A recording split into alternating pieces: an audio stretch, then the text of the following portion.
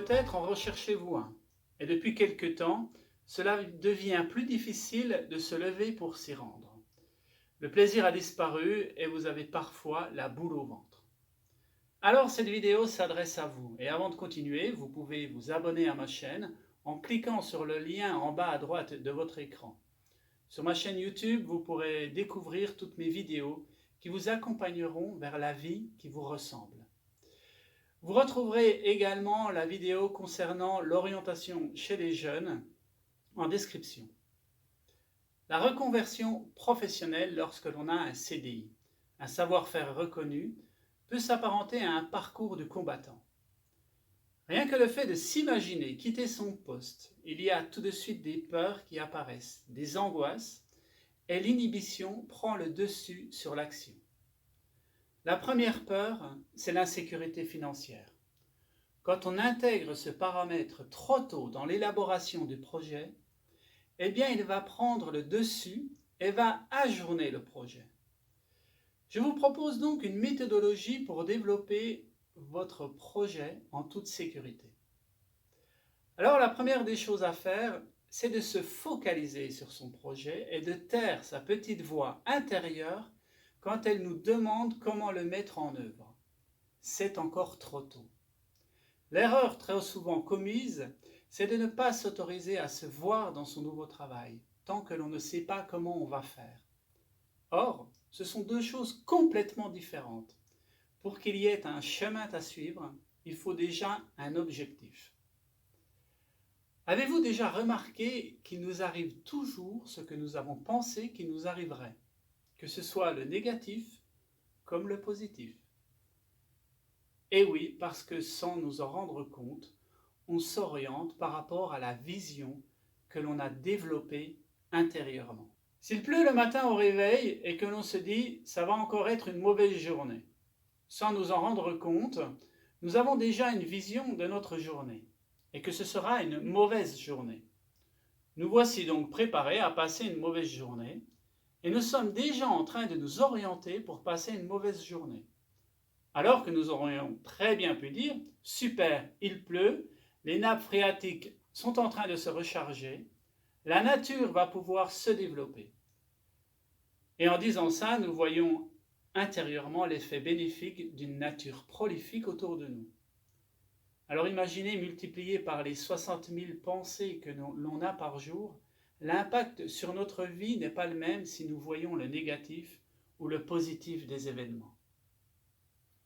Souvenez-vous, on va toujours là où on regarde. Soyez ambitieux pour vous-même, cela ne prend pas plus d'énergie de penser à des choses positives qu'à des choses négatives.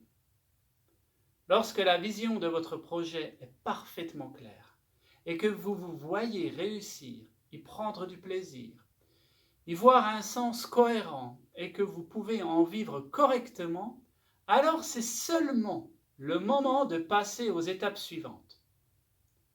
Alors l'étape 2, c'est d'aller à la rencontre des professionnels qui vous montreront le métier. Et vous pourrez valider que cela correspond toujours bien à ce que vous imaginez.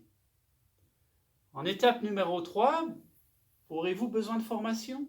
Si oui, alors vous allez aller voir les organismes de formation qui vont vous aiguiller, ainsi que les organismes financeurs. Et en étape numéro 4, ce sera seulement à ce moment-là de discuter avec votre employeur pour mettre en place une sortie gagnante-gagnante de votre poste actuel.